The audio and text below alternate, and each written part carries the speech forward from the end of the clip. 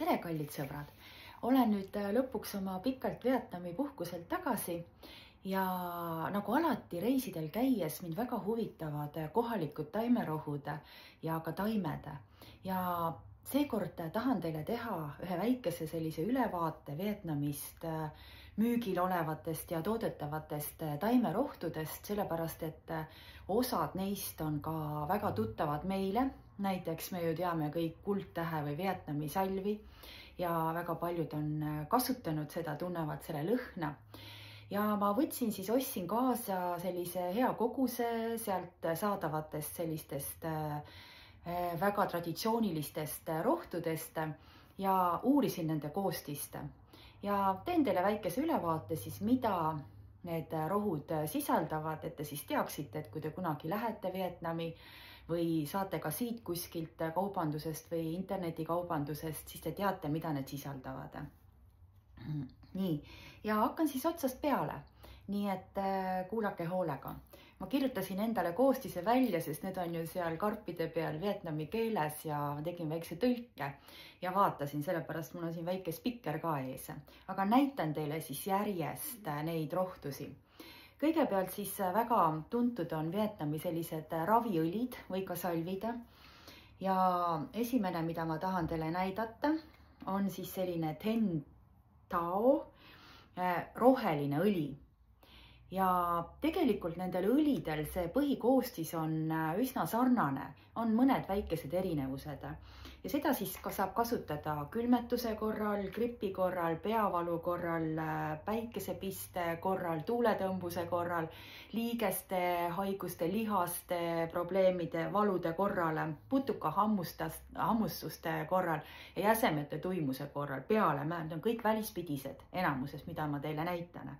Ja see on siis selline roheline õli ja selle sees on siis tegelikult samad ained, mis on pruuni õli sees.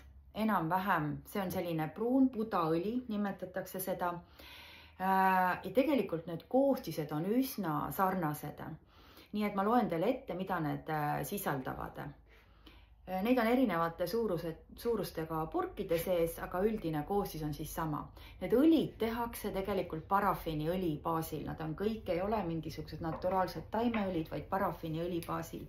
Ja nad sisaldavad siis mentooli, kamprit, eukalüptooli, eugenooli siis tehakse kaneelist, nelgist, basiilikust ja loorberist. Sünteesitakse värvaineid, lõhnaaineid ja siis parafiiniõli baasile ja kasutatakse põhimõtteliselt neid siis samadel eesmärkidel, ehk siis erinevate valude korral. Küll aga osad neist õlidest on siis soojendavad ja osad on sellised jahutavad õlid. Nüüd soojendavatele õlidele on juurde lisatud siis soojendavaid komponente. Ja üks nendest soojendavatest õlidest ongi siis selline kollane õli. See on, tegelikult neid on erinevaid, aga siin on ta siuke rullikuga. Ja siin sees ujub siis kurkumi juuretükikene. Ja see sisaldab siis kurkumi, juure, ekstrakti, piparmündiõli, kamprit, kaneeli, eukalüptiõli ja ingverit. Nii et see on selline soojendab ja samamoodi saab siis määrida selliste valutavate kohtade peale. Siis on veel kuumõli, ehk siis see on selline punase värvusega õli ja see kuumõli siis ka samamoodi kasutatakse valude korral, köha korral, gripi korral ja sisaldab siis jälle mentooli, kamprit, eukalüptooli, metüülsalitsülaati, mis on siis selline valuvaigistava toimega, nagu meie aspiriin näiteks, piparmündiõli aldehüüd, kaneeli aldehüüd, eugenool ja parafiiniõli, ehk siis nad on kõik sellised sünteesitud ained siis looduslikest ainetest. Nii, siis ma näitan teile salvi. Tegelikult see salv mõjus mulle päris hästi, sest ma sain seal väikese nohu ja määrisin seda endale siis siia nina peale. ja see on siis palmiõli ja mesilasvaha baasil, see tähendab üsna naturaalne tegelikult, näeb ta välja selline, ma näitan teile selline sinakas must ja selle sinakas musta värvi annab talle siis järvemuda ja siia on veel lisatud siis kaneeliõli, naatriumlaureetsulfaati ja kasutatakse teda siis just nagu putukahammustuste puhul, sügeleva ja kuiva naha puhul. Noh, toimis päris hästi. Siis mida ma veel sealt kaasa tõin, on selline teolima salv, sest teolima tooted on seal hästi populaarsed, neid tigusi ma ka sõin seal ja neid pakutakse täiesti erinevatel moodustel. Ma lihtsalt tahan võõrastel maadel kõike proovida, mis seal sellist spetsiifilist on. See teolima õli või selle, mitte õli, vaid salvi, siis karbi ma viskasin ära, aga kui ma seda sisu lugesin, siis ma mõtlesin, et ma pigem seda peale endale ei määriks, sellepärast et lisaks sellele teolimale oli seal hästi palju kemikaale sees. Nii et ma lihtsalt jätan ta alles, aga ma ei julge seda endale näo peale määrida. Aga mida ma veel kaasa tõin, on selline kobra mürgi salv. Meil müüakse ka ju rästikumürgiga salvi. Ja selles kobra mürgi salvis kasutatakse siis kobra mürki, metüülsalitsülaati, piparmündi eeterlikku õli ja siis on kirjutatud huvitavalt piisavalt abiaineid. Need abiained on siis lanolin, vesi, ehk siis seal on siis mingid muid säilitusaineid ka kindlasti sees. Ja kasutatakse teda siis põhiliselt valutavate liigeste, seljavalude jaoks.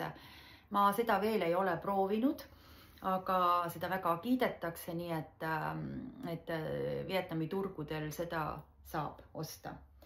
Siis veel ma tõin kaasa sellise huvitava asi, võib-olla meie taimetarkadele hea õppust võtta, on sellised nagu inhalaatorid. Ja need siis on siis nagu lastele ka selline lastepärane karbike, siis on selline ja siin sees on siis taimed. Põhiliselt on siis piparmünt ja eukalüpt ja mentooli sees on need ilmselt immutatud. Siin väga koostist rohkem peal ei ole, aga tõesti, kui sa seda hingad, siis ta teeb nina kohe lahti.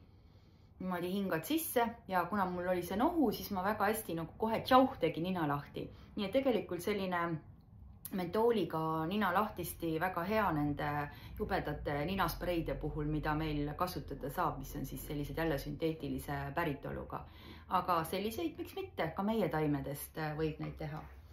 Siis muidugi väga spetsiifiline, rohkem taile, aga Vietnamis kasutatakse selliseid taimekotikesi, bambukesi, mida kasutatakse massaaži juures, neid siis natukene niisutatakse, soojendatakse või jahutatakse ja tehakse siis, siin on taimed sees, need lõhnavad ime hästi, siin on, tunnen tsitruselisi, kaneele ja nendega piparmünti ja nendega siis tehakse massaaži. Nii et sellised asjad ma sealt kaasa tõin. Ja väga huvitav on neid kindlasti proovida ja katsetada. Eile viisin emale ka, määrisime talle valutava õla peale. Aga üldiselt kui ma internetist eelnevalt lugesin, et Vietnamis neid saab, neid igasugu looduslikke kosmeetikat, siis mina tegelikult väga ei leidnud peale nende muidugi õlide ja salvide poodidest midagi, et kobra ja näosalvi ma leidsin turult, et seal ei ole väga selliseid poode, kus vähemalt nendes 4 piirkonnas, kus mina käisin, kus niimoodi lähed ja valid endale, pigem müüakse sellist välismaist kosmeetikat, isegi hambapastat kohalikku ma ei leidnud. Ja ma olin väga hämmeldunud, ma pidin ostma Colgate'i sealt apteegis, sellepärast et tõesti polnud midagi muud võtta. Ja tegelikult ei ole väga nagu saadaval. Aga suveniiripoodidest igal pool neid õlisi ja salvikesi muidugi saab.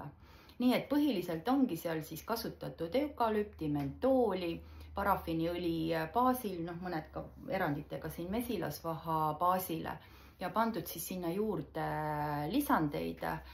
Nii et tegelikult on võimalik sellise õli või salvi täiesti ise kokku segada, mitte kasutades parafiiniõli, mis on naftast toodetud, vaid siis kasutada meie looduslikke taimeõlisi ja panna sinna siis veel meie ürte, nii et mentooli ja seda eukalüptooli me tegelikult saame osta ka Eesti firmadelt. Nii et miks mitte ise teha, aga võite ka välismaiseid proovida. Nii et alati, kui käite reisil, siis ikkagi taimetargad vähemalt, et ostke kaasa, proovige, katsetage. See annab teile hästi palju silmaringi juurde, kogemust juurde. Saate proovida toimet ja muidugi mul oli oma salv kaasas ka, mida ma siis kasutasin ja see tegelikult toimis veel kõige paremini. Et huvitav on, aga meil on see varandus ka kõik olemas. Nii et võtame selle teadmiseks ja mina soovin teile ilusat päeva.